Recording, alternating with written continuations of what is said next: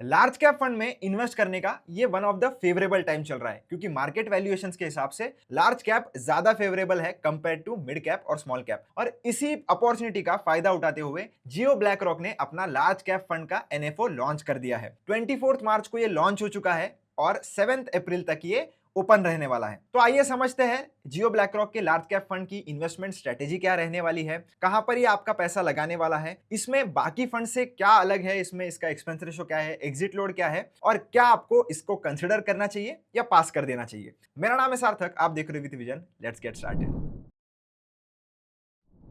सबसे पहले हम ये समझते हैं कि लार्ज कैप फंड होता क्या है। तो जो भी हमारे इंडिया की टॉप 100 कंपनीज होती है बाय मार्केट कैपिटलाइजेशन, उसमें ये फंड जो है वो अपना पैसा इन्वेस्ट करेगा। अब लार्ज कैप फंड्स में ही क्यों पैसा लगाना है, आप मिड कैप और स्मॉल कैप में क्यों पैसा नहीं लगाओगे? क्योंकि जब आप लार्ज कैप कंपनीज में पैसा लगाते हो तो आप मोस्टली इकोनॉमी में पैसे लगा रहे हो, क्योंकि जो भी इकोनॉमिक लीडर्स होते हैं वो मोस्टली टॉप 100 में ही आपको देखने के लिए मिल जाएंगे। अगर हम वैल्यूएशंस की भी बात करें तो आज के मार्केट सिनेरियो में compare to mid caps and small caps, large caps are cheaper. अगर आप स्क्रीन पर डेटा देखोगे, इन्होंने ट्रेलिंग पीई कंसीडर किया है 31 दिसंबर 2018 से लेकर तो 31 दिसंबर 2025 तक। ये जो पर्पल लाइन आपको दिख रही है ये बीएसई 100 इंडेक्स की है, जो ब्लू लाइन है वो बीएसई मिड कैप 150 इंडेक्स की है और जो येलोइश लाइन है वो स्मॉल कैप 250 इंडेक्स की है। तो ये जो लार्ज कैप का पीई है वो इन दोनों के कंपैरिजन में कम है, नियर अबाउट 23 के आसपास ये पीई चल रहा है। और आप मिड कैप और स्मॉल कैप का देखोगे तो वो अराउंड 30 से लेकर तो 35 के बीच में दोनों इंडेक्स का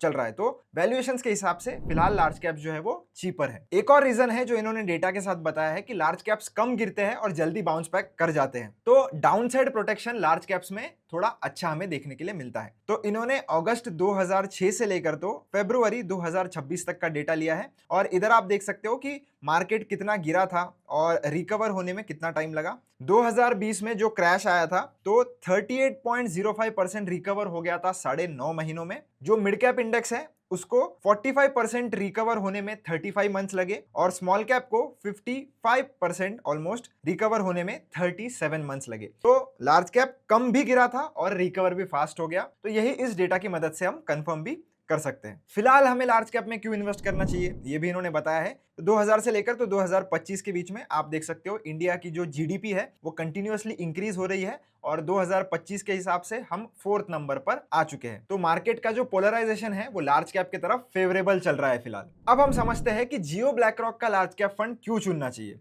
तो इनका एक इन्वेस्टमेंट मेथोडोलॉजी है SAE नाम का। इसका मतलब होता है सिस्टमैटिक एक्टिव इक्विटी। इसमें ये लोग ह्यूमन और मशीन्स दोनों की तरफ से डेटा लेते हैं और फिर डिसीजन लेते हैं। और आपको तो पता ही होगा कि जियो ब्लैक रॉक के पास अलादीन नाम का एक सॉफ्टवेयर भी है जो कि काफी ज्यादा रिलायबल है जब वेल्थ मैनेजमेंट की बात आती है। तो इन्वेस्टमेंट प्रोसेस भी इन्होंने यहाँ पर बताया है। 250 स्टॉक्स का यूनिवर्स है, उसमें से बीएसई 100 टोटल रिटर्न इंडेक्स को लेंस में रखते हुए ये लोग फिल्टर करेंगे, एसएई को कंसीडर करेंगे, उसके बाद कॉर्पोरेट गवर्नेंस का फिल्टर लगाएंगे क्योंकि कंपनी का कॉर्पोरेट गवर्नेंस कितना अच्छा है वो भी काफी ज्यादा डिपेंड करता है। हमेशा नंबर्स पर ही पूरा जजमेंट नहीं हो सकता। उसके बाद अलादीन का ऑप्टिमाइजेशन इंजन है जो रिस्क भी फैक्टर करता है, ट्रांजैक्शन कॉस्ट कैलकुलेट करता है, फंड मैनेजर के इनपुट लेता है और उसके बाद जो भी स्टॉक लेना है वो डिसाइड होगा। एसएई का जो सिग्नल है वो किन फैक्टर्स पर डिपेंड करता है? पहला है वैल्यूएशन, क्वालिटी, सेंटीमेंट और फंडामेंटल मोमेंटम। तो ये सारे जो चारों फैक्टर्स हैं उसको कंसीडर करके ही एसएई का फ्रेमवर्क जो है वो वर्क करता है। इन्होंने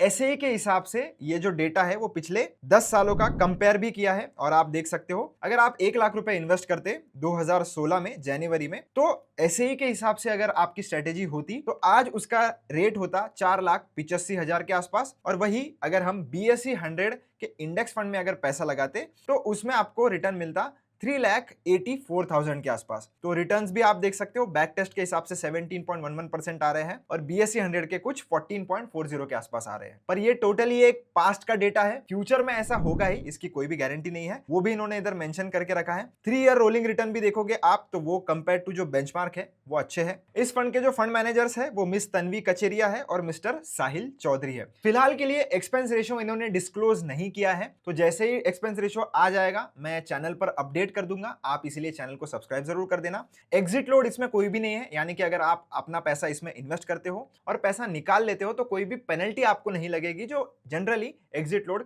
अलग अलग फंड्स में होता है। तो इस फंड में इन्होंने एग्जिट लोड भी नहीं रखा है और ये लोग दावा कर रहे हैं कि बहुत ही लो कॉस्ट ये फंड होने वाला है, पर एग्जैक्ट एक्सपेंस रेशियो अभी तक इन्होंने डिस्क्लोज नहीं किया है, तो जब आएगा तब हमें पता चल जाएगा। अब बात करते हैं कि क्या आपको इस फंड को कंसिडर करना चाहिए या इसको पास कर देना चाहिए। तो दोस्तों, जैसे कि मैंने कहा था, ये एक अच्छा टाइम है एक लार्ज कैप फंड में इन्वेस्ट करने का। अगर आप नहीं करते हो, आपके पोर्टफोलियो में आपको चाहिए, तो ये one of the best time हो सकता है, क्योंकि मार्केट में फिलहाल वैल्यूएशन उस हिसाब से फेवरेबल है। अगर आपको इनके ऐसे ही स्ट्रेटेजी पर भरोसा है, आपको एक फंड चाहिए जो ग्लोबल एक्सपर्टीज रखता हो, क्योंकि इसके जो फंड मैनेजर्स वगैरह है वो सारे ग्लोबली पहले काम कर चुके हैं, और जियो का ट्रस्ट आपको इधर देखने के लिए मिलेगा, और कंपेयर टू बाकी के लार्ज कैप फंड्स आपको रिलेटिवली कम कॉस्ट देखने के लिए मिलेगा। अगर आपको ये सारे फैक्टर्स इनफ लगते हैं किसी भी फंड को चूज करने के लिए, तो आप इस फंड के साथ जा सकते हो। इस फंड को आप अवॉइड कर सकते हो अगर आपको कोई भी एक ऐसा फंड चाहिए जो अभी तक मार्केट में परफॉर्म कर चुका है। ऑब्वियसली ये एक एनएफओ है, तो इसका हमारे पास कोई भी डेटा अवेलेबल नहीं है, तो आप थोड़े टाइम के लिए रुक सकते हो, 1 साल 2 साल, और जब इसका डेटा इनफ मिल जाए तो फिर आप इसमें इन्वेस्ट करने का सोच सकते हो। पर्सनली मेरा ओपिनियन क्या है, तो मैं सभी एनएफओस को अवॉइड करता हूं, एटलीस्ट 6 महीना या 12 साल का वेट करता हूं। कोई भी एनएफओ लॉन्च होता है तो अगर मुझे इन्वेस्ट करना है, मिनिमम 6 महीने का मैं वेट करता हूं, वो फंड कैसा परफॉर्म कर रहा है, और उसी के बाद में मैं उसमें इन्वेस्ट करना प्रीफर करता हूं। अगर आपको बहुत ज्यादा ही कॉन्फिडेंस है तो आप इस फंड के साथ जा सकते हो। अगर आपको ट्रैक रिकॉर्ड वाले फंड्स चाहिए तो उसका भी वीडियो मैंने चैनल पर ऑलरेडी बनाकर रखा है, आप वो चेकआउट कर सकते हो, मैं लिंक डिस्क्रिप्शन में डाल दूंगा। काफी सारे अच्छे फंड्स ऑलरेडी मार्केट में अवेलेबल है। अगर ये फंड उससे भी अच्छा परफॉर्म करता है तो फिर हम उसके बारे में जरूर सोचेंगे। तो आई होप ये वीडियो आपको पसंद आया होगा। वीडियो अच्छा लगा तो चैनल को सब्सक्राइब जरूर कर देना, वीडियो को लाइक जरूर कर देना। मिलता हूं आपसे एक ऐसी इंटरेस्टिंग वीडियो में। Till then keep learning, keep earning.